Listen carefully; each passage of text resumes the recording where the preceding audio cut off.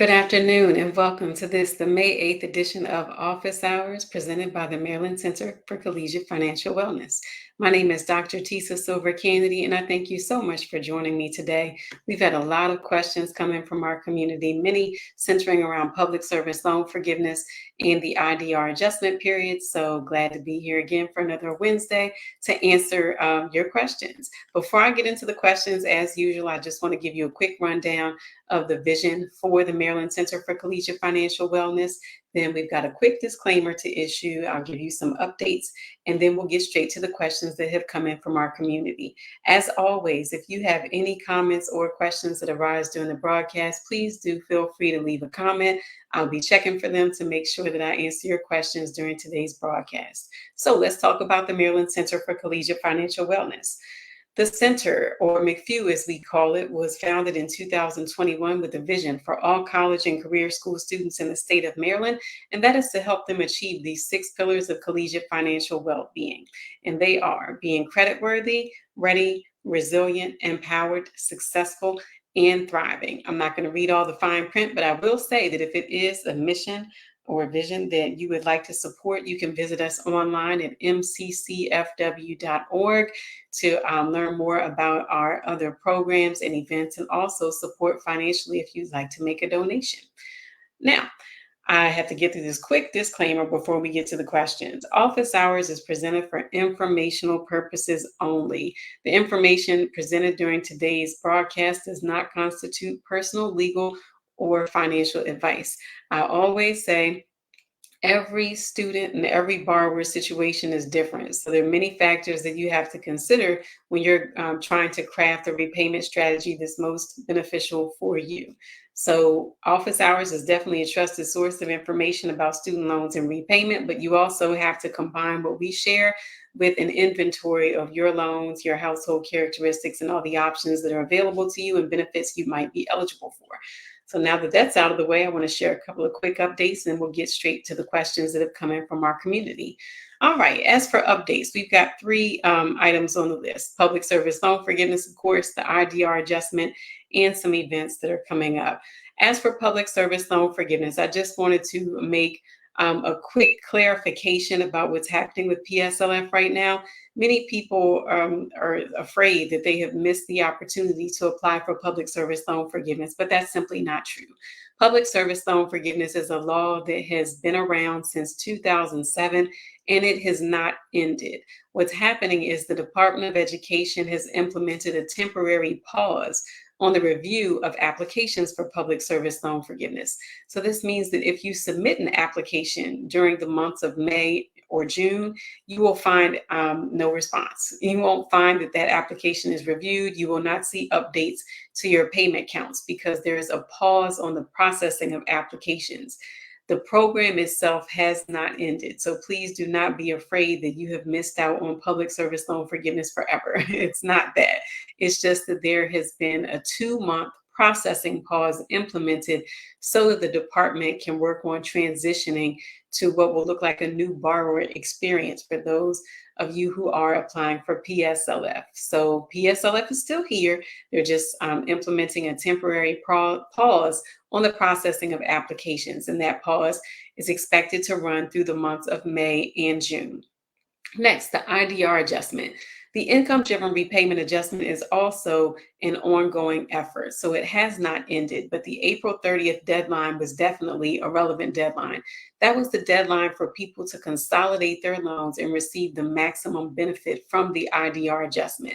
That deadline was set at April the 30th because it usually takes about 45 to 60 days for a consolidation loan to disperse.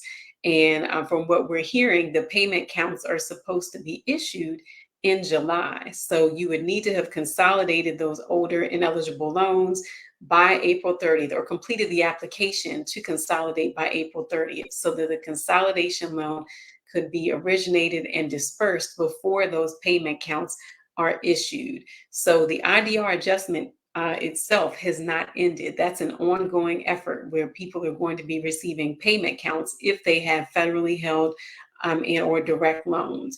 And that April 30th deadline was specifically so that people with the ineligible loans could consolidate those loans into the direct loan program and get as much credit as possible for their repayment history, even while those loans were previously ineligible. So the deadline to achieve the greatest benefit has passed, but the IDR adjustment is ongoing.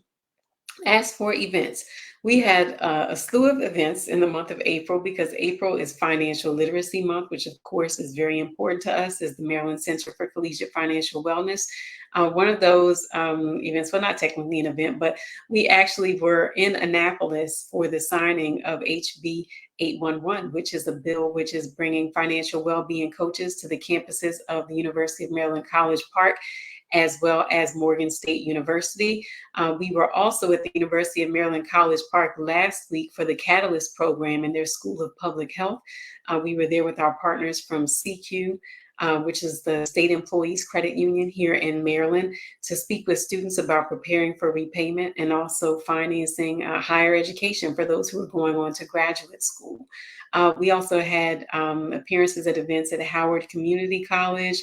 And it's just been a really busy spring with the events for Financial Literacy Month, as well as the deadline for that maximum benefit of the IDR adjustment.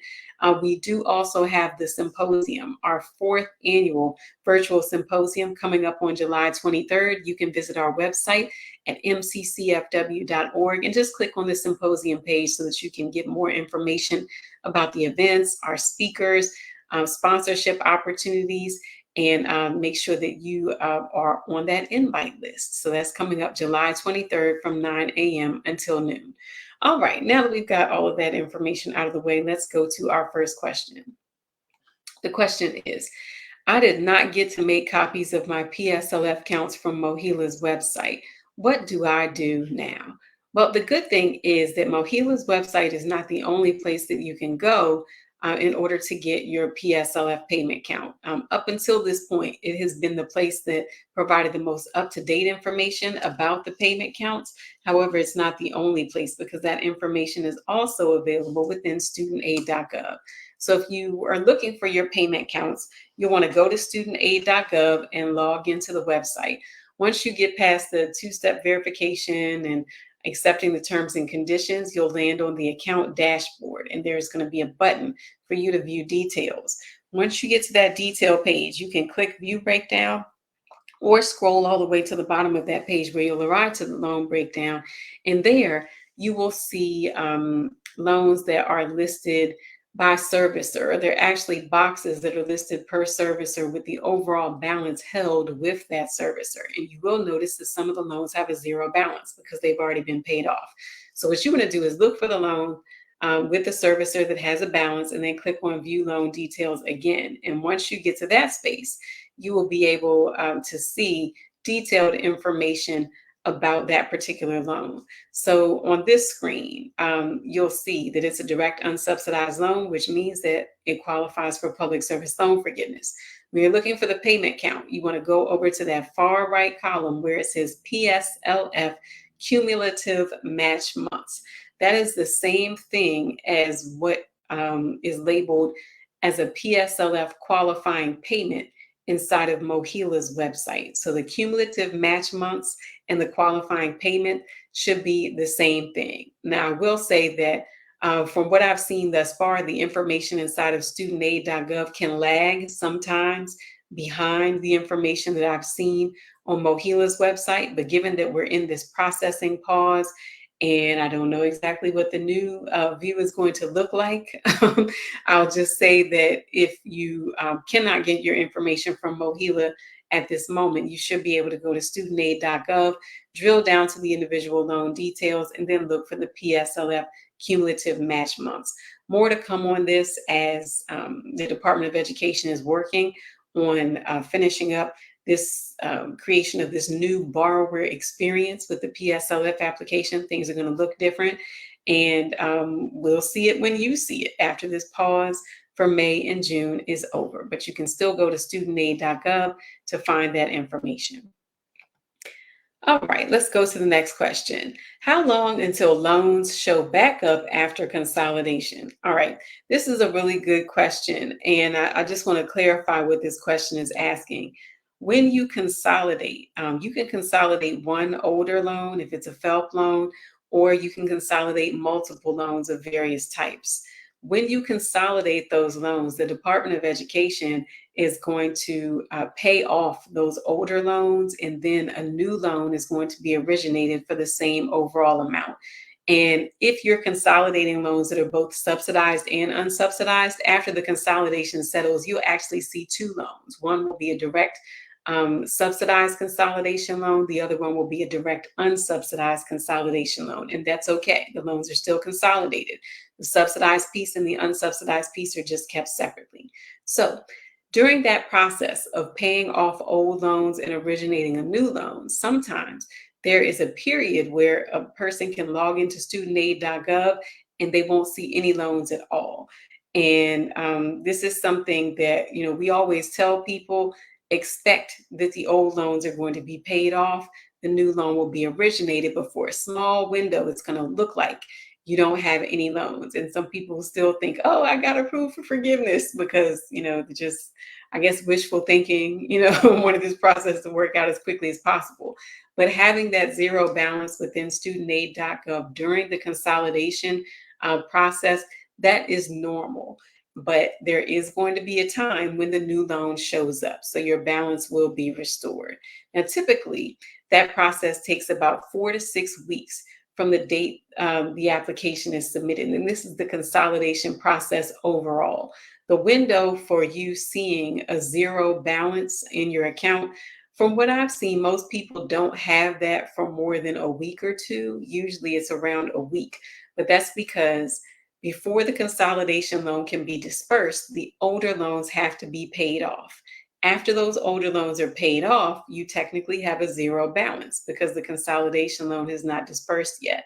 But once that consolidation loan disperses, you will see your balance again on studentaid.gov. Now, normally the process for consolidating a loan, from completing the application online to actually seeing that new consolidation loan dispersed and available for your view on studentaid.gov, normally that takes about 45 to 60 days. But we have seen some processing delays, and those can be attributed to the volume of applications that the Department of Education and their servicers have received leading up to that April 30th deadline for the greatest benefit from the IDR adjustment. I'm thinking in particular of one person who we were working with on a double consolidation. And with the double consolidation, the way that this person had to do it for the greatest benefit was, in their first round, they had to split their loans in half and then consolidate those halves with different servicers. One consolidation went through with the normal timeline of less than 60 days. The other consolidation loan did not, even though both applications were submitted at the same time. So we're seeing some delays, but as long as you submitted that application by April 30th, then you are supposed to be given the benefit of those more lenient rules so that you get the most credit toward forgiveness as possible. We're going to issue a recommendation here for borrowers, and that is to be patient and also to make sure that you continue to check your email or traditional mail for updates, because you will receive correspondence as that consolidation process is working its way through the system. All right, let's move on to our next question. That question is, my friend sent me this email she received from Mohela this morning. Is this good news? Let's take a look. All right, we got to take a look at the picture first. So I'm going to show you the picture first, and here it is. All right, in this picture, we're looking at PSLF qualifying payment details, and we can see that the friend has two loans that were dispersed in January of 2024. And we are looking at their payment count. You'll notice that there are a couple of different types of payments here. There are eligible payments and there are qualifying payments.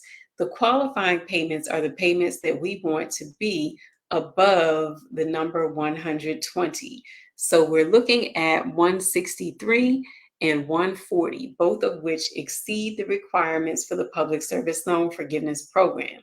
Since the numbers are over 120, this is good news for your friend. This means that your friend has met the requirements of the Public Service Loan Forgiveness Program. So congratulations, friend, and thank you for your service. Just a reminder, when it comes to those payment counts, eligible payments and qualifying payments are not the same thing. In order to get approval for public service loan forgiveness, we need the qualifying payments to exceed 120.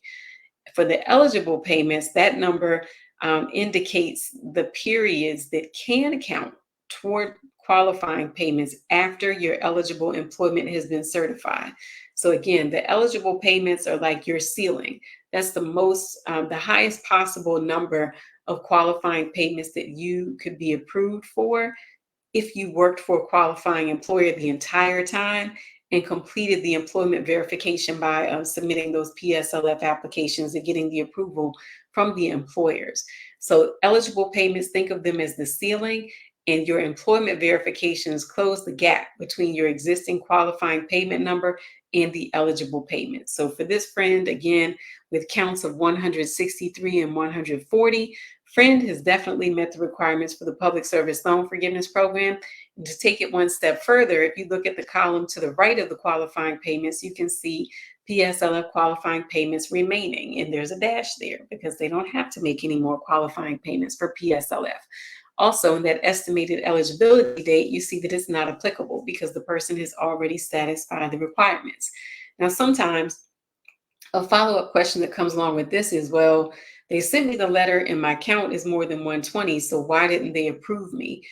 And I don't know. I can't tell you the answer to that question. What I can say is that usually after a person receives a count like this, the congratulations letter usually comes within a month or so, sometimes faster, but all I can say is that it doesn't seem to be an automatic process that once you hit 120, the discharge happens and the debt is just gone.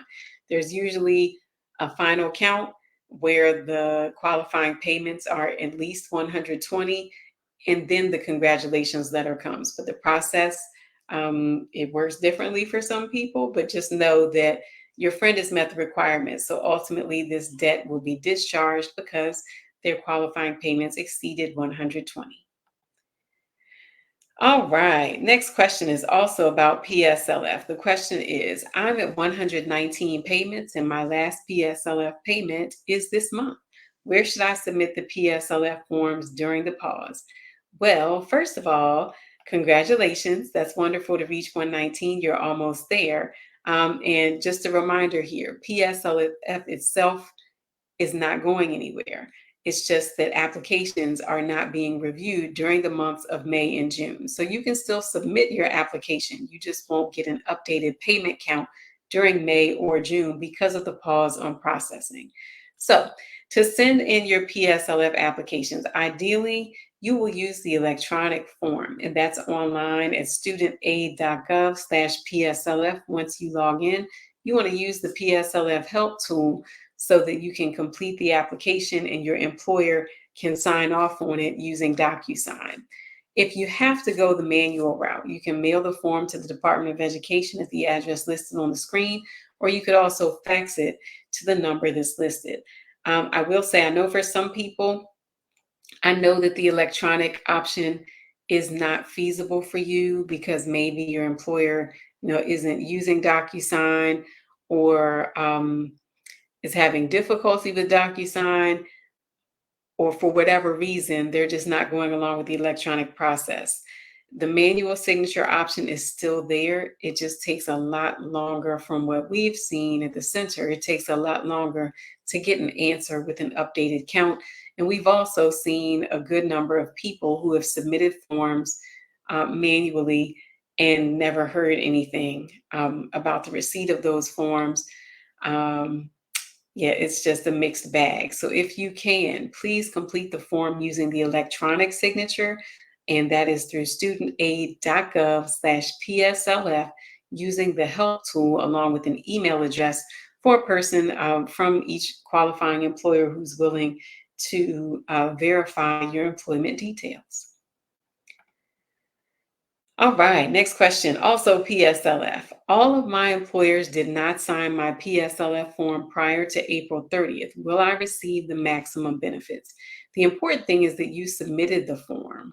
So, if you did your part, it's on record with the Department of Education that you have completed the application for PSLF prior to the April 30th deadline. Where the April 30th deadline is concerned, I just want to reiterate that that deadline was really more about the IDR adjustment. That was the deadline for people to consolidate their loans to receive the maximum amount of credit toward the IDR adjustment. And credit earned toward the IDR adjustment can also be applied to public service loan forgiveness if you submit PSLF applications that are then verified by the employer. So it's okay if your employer did not sign by April 30th. The important thing is that you completed your portion of the application by April 30th. All right, next question is, I was defaulted. My fresh start just restored my loans. Can I still receive forgiveness for PSLF?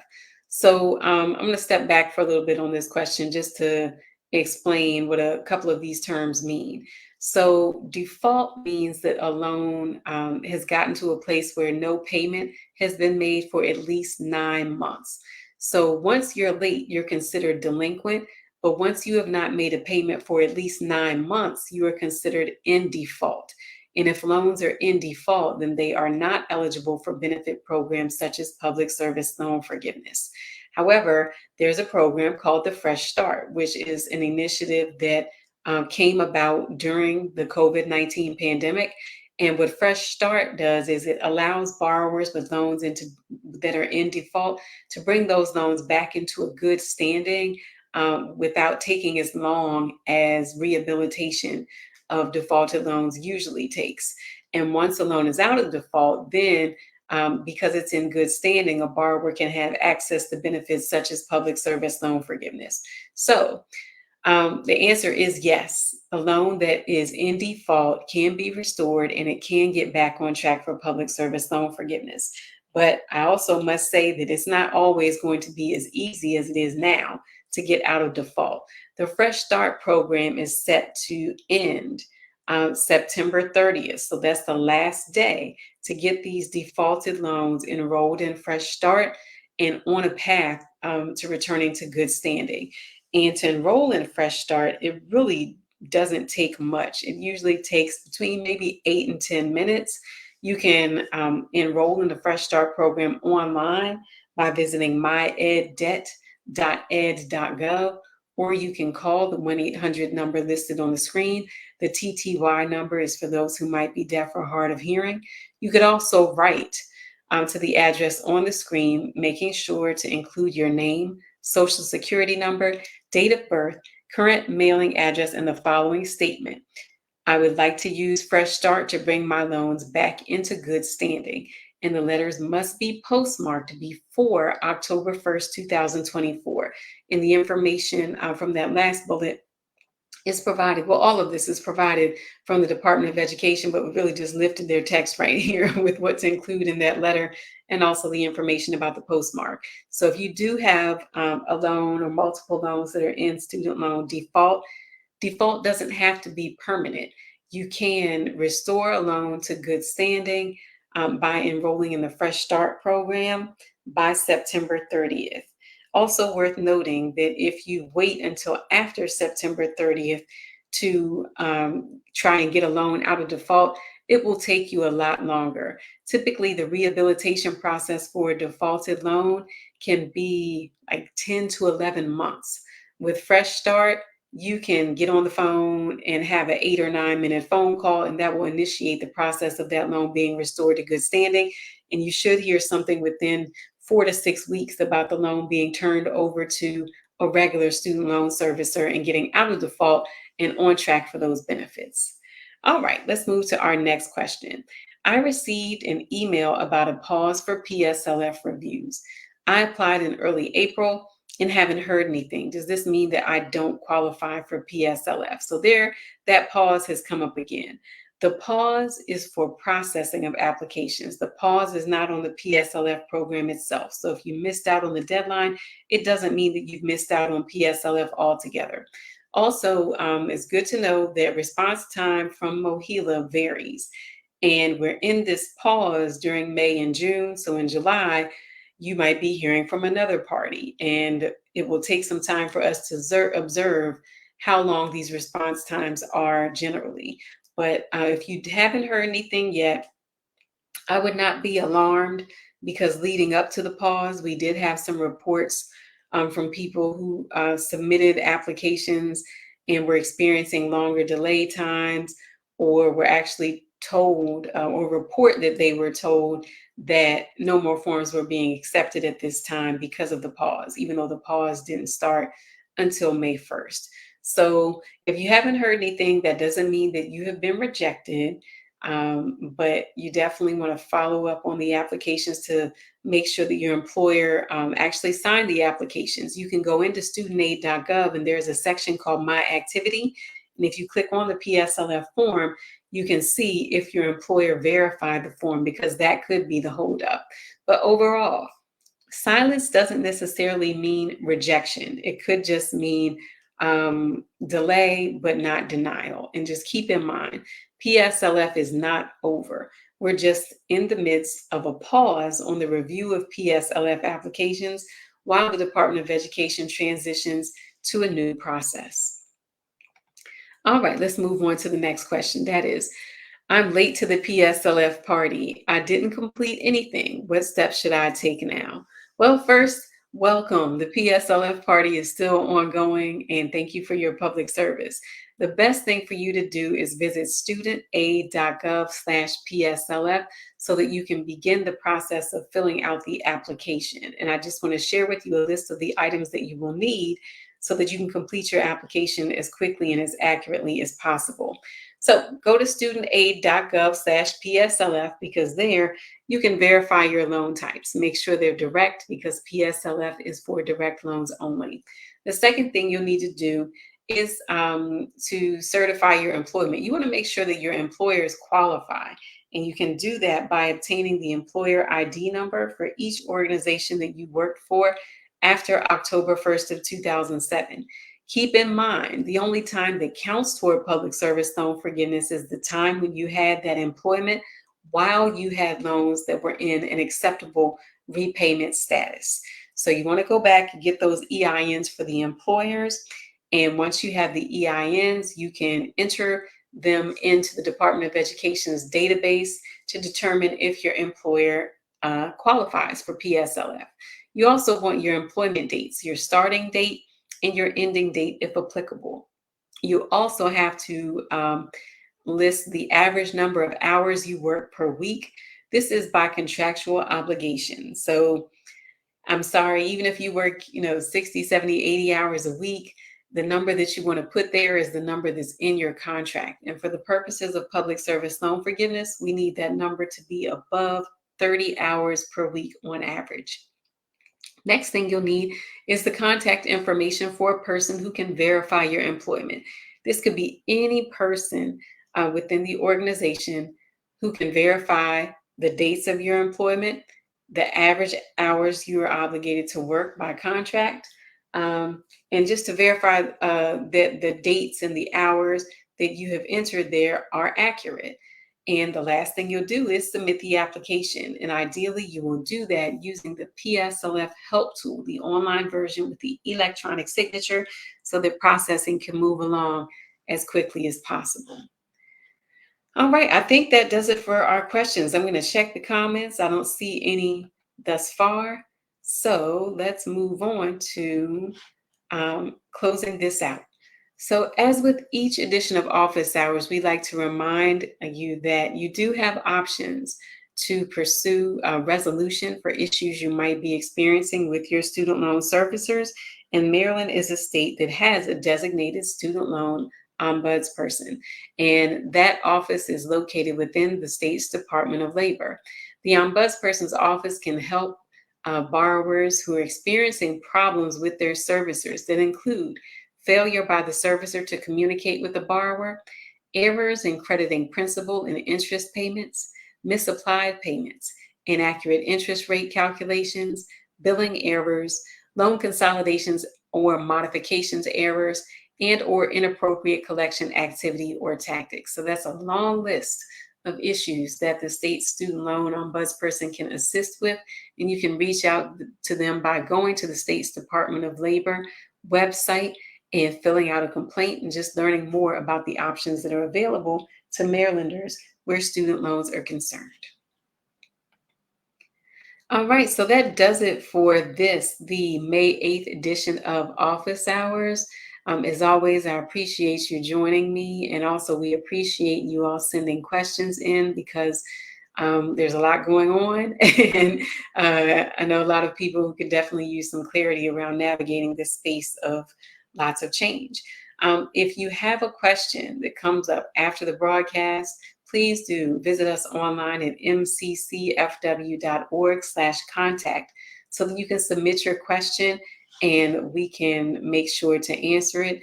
We'll reach out to you directly with an answer, and if we include your answer in office hours, we will reach out to let you know that we have included your question and send you the video answer to that question. You can also keep up with the center online. We are on socials as at the MCCFW. That's on Facebook, X, the platform formerly known as Twitter, and Instagram. And we're also on YouTube, of course, where we archive these office hours videos. I'm going to check again to see if we have any questions or comments that have come through. I don't see any so far. So I did want to mention to you all something that has come up as a question from a few borrowers, and that is the borrower defense to repayment. There was recently an announcement that the Biden administration was canceling debt. I can't remember the exact number offhand now. I don't know if it was $6 billion, but a large amount of money being canceled for borrowers who attended the art institutes. And there's certain dates that you had to have attended. I believe it was from late 2004 to some point in 2017, but you definitely want to go to the Department of Education or to the White House to view the press release about that. But we had some questions from people who received an email and were wondering if it was a scam. If you received the email from Federal Student Aid and it was signed by the current, I want to say COO, Richard Cordray, if you received that email, that is not a scam. That is letting you know that your loans were discharged because of the fact that you attended the art institutes and you borrowed federal student loans. And the department has found that the institution committed some actions that were not good, and that ultimately were deemed worthy of canceling the debts of borrowers who attended the institutes during the time frame that's specified. So if you'd like more information, please do visit the White House to read the press release or the Department of Education for more information about the borrower defense to repayment claims associated with the art institutes. But we had a few people who called to say that they did receive the email and their loans are being discharged. And we are just excited to see a resolution for them because we have other people who have outstanding borrower defense to repayment claims for loans that were taken out when they attended other institutions. And from what we have read, those claims can take up to 36 months for the borrower to receive an answer. And during that time, the loans are in a forbearance. So that means that the loans are earning interest and the balance is growing while people are waiting to find out if the debt will ultimately be discharged. So to those who received that email, congratulations to you. I'm glad that a resolution to that situation has come.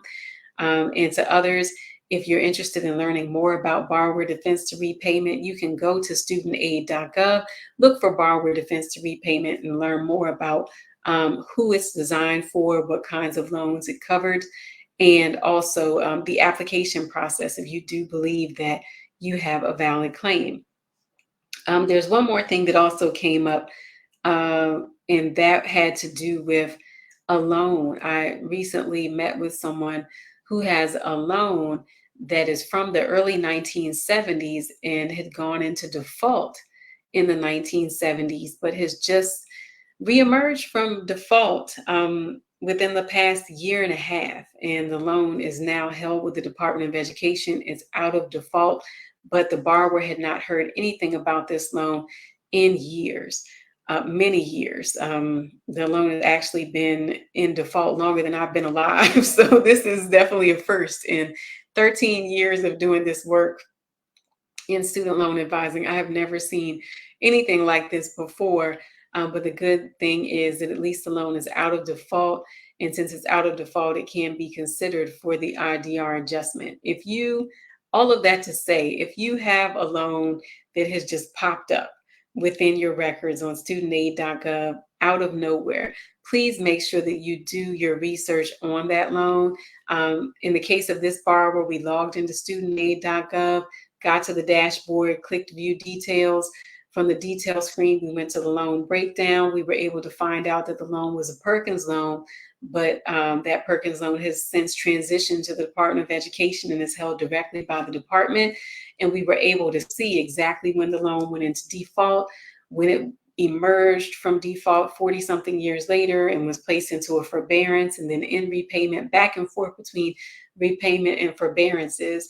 But this is one of those situations where you definitely want to get the details about the loan before you make any arrangements to pay a party who might be reaching out to you to collect on that debt. Another question that came up was, well, the debt is, 50 years old, I think, at this point. So, does it have to be repaid? And when it comes to student loans, there is no statute of limitations. So, when it comes to old debt, you just want to make sure that before you send any payments in, that you have engaged the party that truly owns the debt. And for debts outside of student loans, I know I'm going beyond the scope of office hours here, but for debts outside of student loans, there is a statute of limitations. So if the statute of limitations has expired, that doesn't mean that the debt isn't valid or that the claim on the debt isn't valid. It just means that the window of opportunity for someone to sue you to collect on that debt has expired. So there are not a lot of remedies that party can take to collect on the debt because the statute of limitations has expired. But there are things that you can do that reopen that statute of limitations or restarts the clock on the statute of limitations. So do not engage with debt collectors. Generally speaking, you just make sure that you keep good records where your debts are concerned. You can access your credit report to see what debts are on there. And if it is a valid debt, and you want to pay it off or restore it to good standing, you make sure that you have done your research about who owns that debt so that you can be in contact with the correct party. And if that balance is swollen because of interest, penalties, and fees, you make sure to negotiate, okay?